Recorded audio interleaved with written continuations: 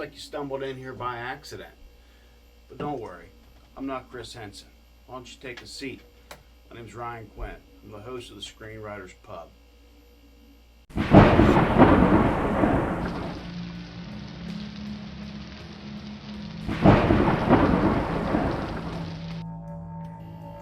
So now that we've had all of our milk and cookies and we're all settled in here, let's talk about what this channel is really about.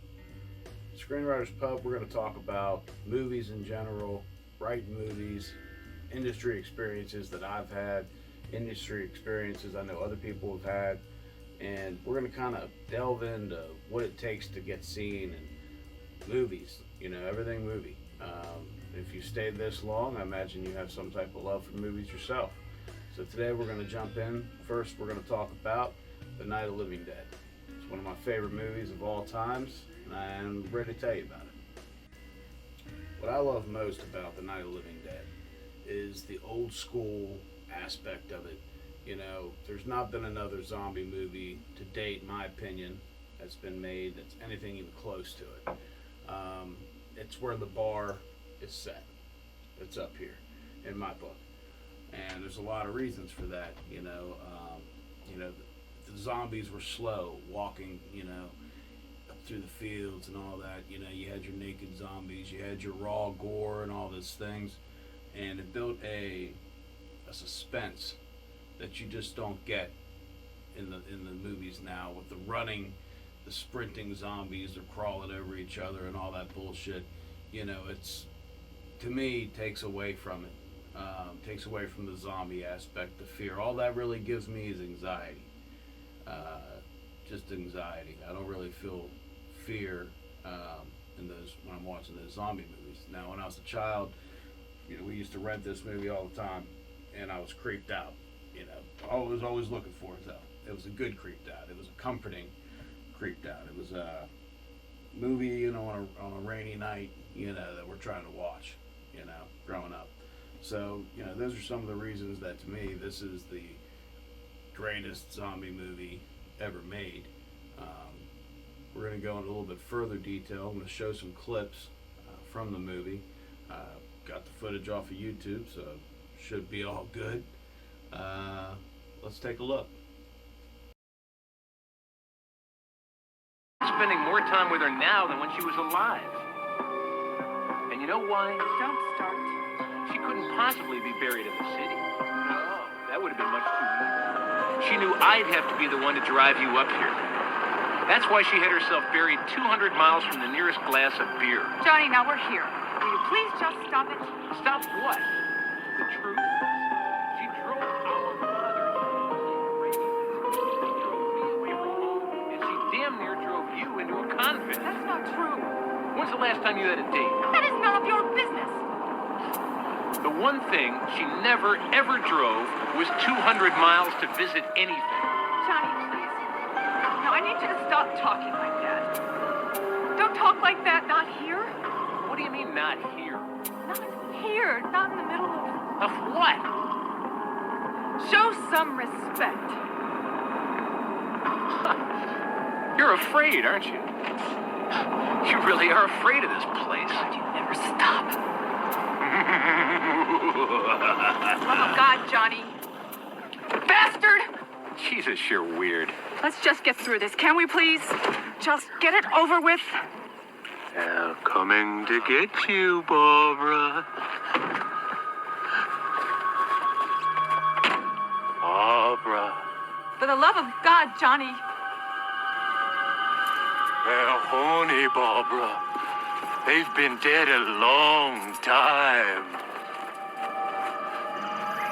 Look. Look, there's one of them now. He wants you. He's getting closer. Dangerously close. Stop it, John. He's going to hear you. It doesn't matter.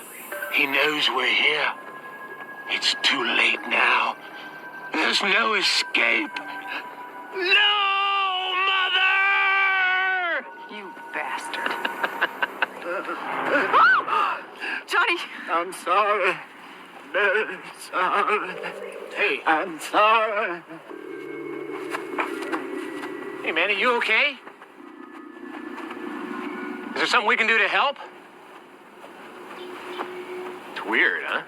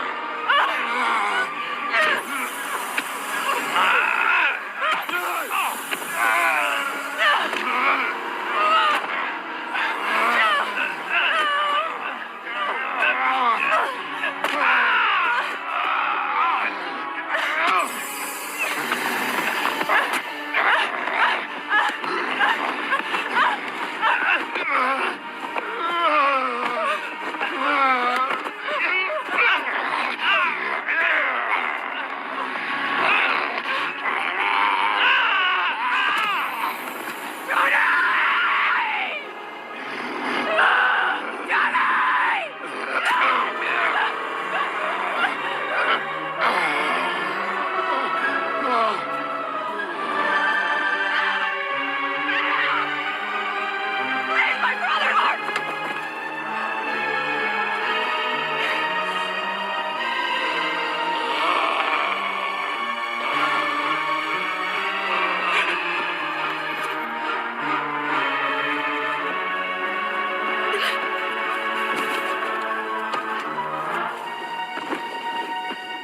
Hey!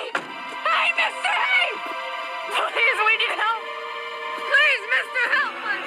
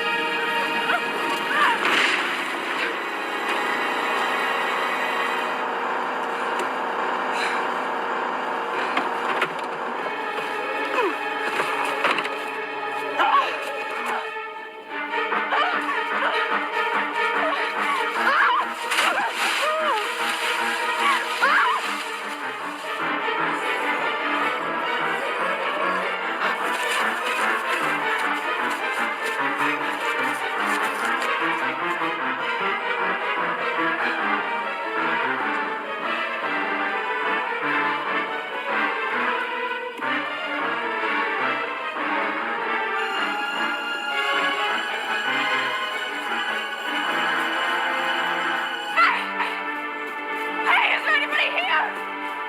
Hey! Hello?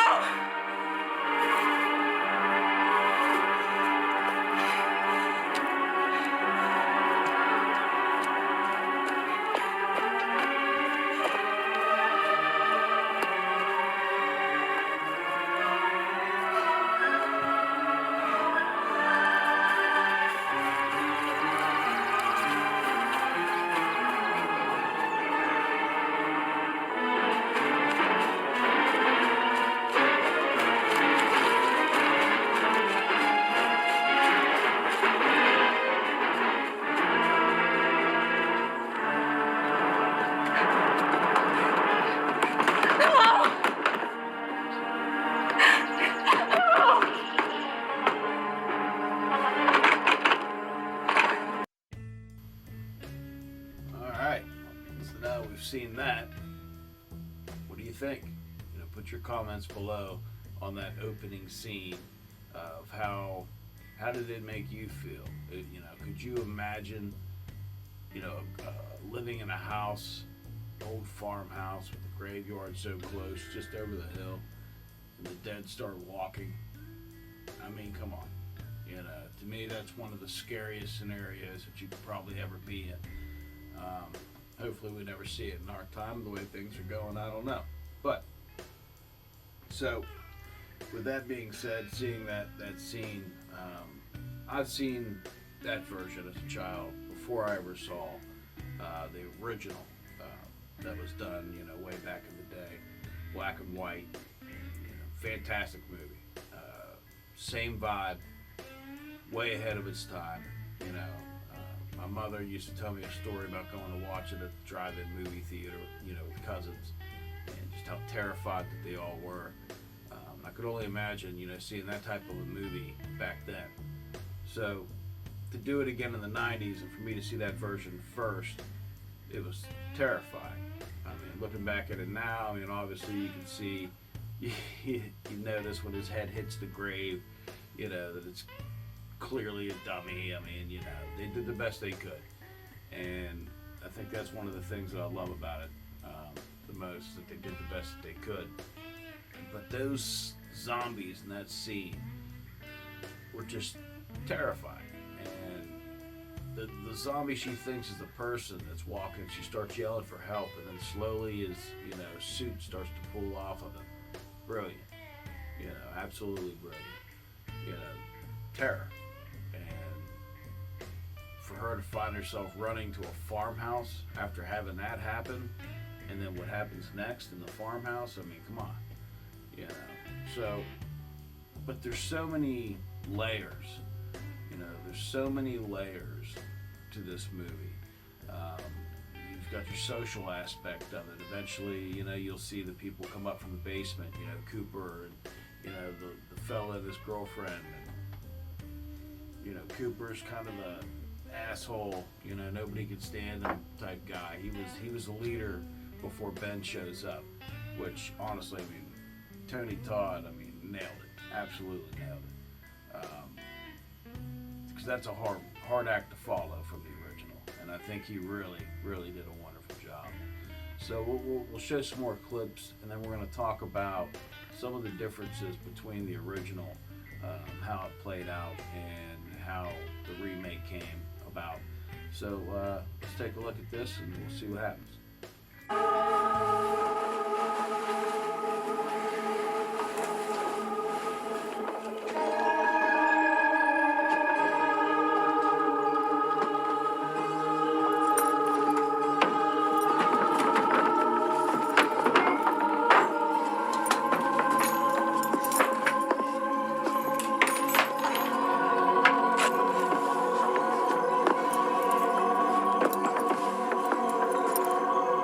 How'd she get hurt? One of those people bit her on the arm.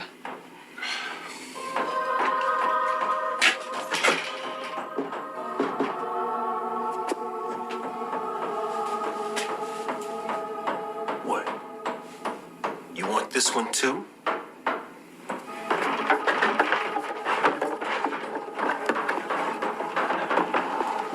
We have to get help. We have to get a doctor for Sarah. We're gonna try.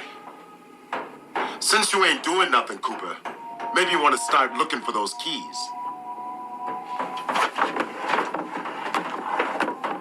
What keys? Keys to the gas pump out back. You mean there's a car? It's a truck. Gas pump is locked. The keys could be anywhere.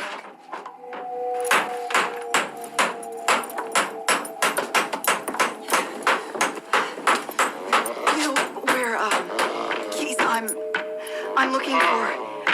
Oh my God. Oh my God. Oh my God.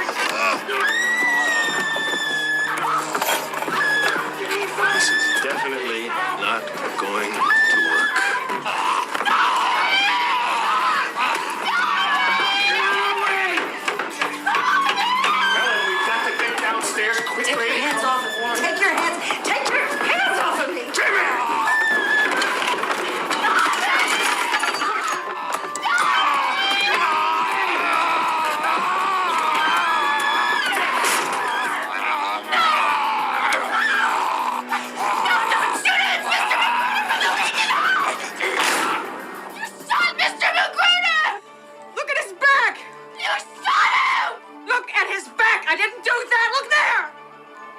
Barbara. It's like Uncle Reach. They're dead, but they're coming right for us. No, that's impossible. That just can't be. Grab him, bro. We'll throw him up and out the window.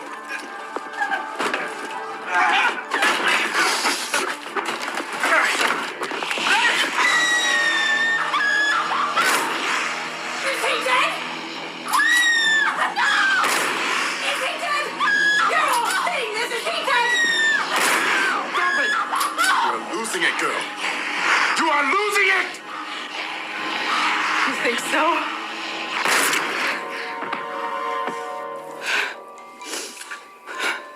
Whatever I lost a long time ago, and I do not plan on losing anything else. You can talk to me about losing it when you stop screaming at each other like a bunch of 2-year-olds.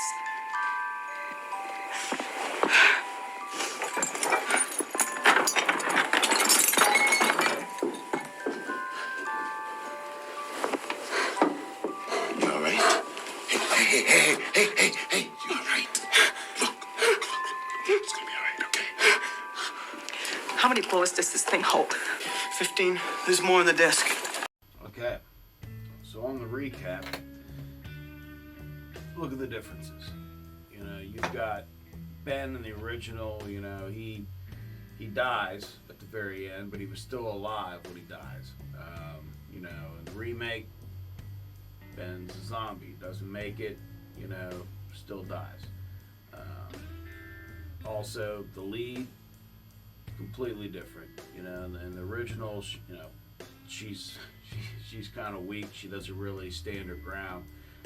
You know, at one point in time, Ben has to smack some sense into her, which was wild. But she doesn't make it. She dies. In the remake, 90s, she's empowered. She's, you know, she's the survivor, and she ends up making it. So, did I mention there'd be spoilers? Anyways, so, you know, these are just some of the reasons, to me, like, look at the other movies that you've seen, you know, and think about it, like, what other zombie movie had so much going on, so much with the characters, you know, the disgruntledness amongst each other, you know, as they're trying to figure out, you know, how to survive, who's going to fall in line. You know, was there a racial aspect? You know, maybe a little bit of an overtone, you know, or undertone, whatever you would say. Yeah, I mean, there was a lot going on that really adds to the movie. Just shows you how well characters can carry a movie. If you have the right people, if you have the right staff and casting, you can really do a lot in limited locations. And I think that was one of the greatest things about it. I mean, it's all in this farmhouse. Cemetery and a farmhouse. You know, and they nailed it. You know, they absolutely nailed it. So I wouldn't be doing my due diligence if I didn't mention Fiverr.com. So if you're a screenwriter and you want to do something with your scripts, you think that your script is right there, but you just can't quite get it out there, you know, go to Fiverr. There's somebody there for whatever it is that you might need that can help you. Whether it's a poster for your, you know, script that you want to put up, you know, to promote it. Whether it is a person that needs to edit it for you, they can do that. They're there. There's people who offer to pretty much write your entire screenplay for you. That's not my bag. I'd rather write mine up. However, you know, I can help. My links are below. If you need help trying to get your stuff out there, I've done it, you know, on my own. You know, coming from you know, small town, it's not easy. You know, you're not in LA, it's hard to get in there, especially if you don't have some type of fancy college degree. But you can do it. You can learn, and you can adapt, and you can really make if it's your passion, you can really make a difference. So I want to see you, you know, comment below, and I appreciate your time. Thanks for watching.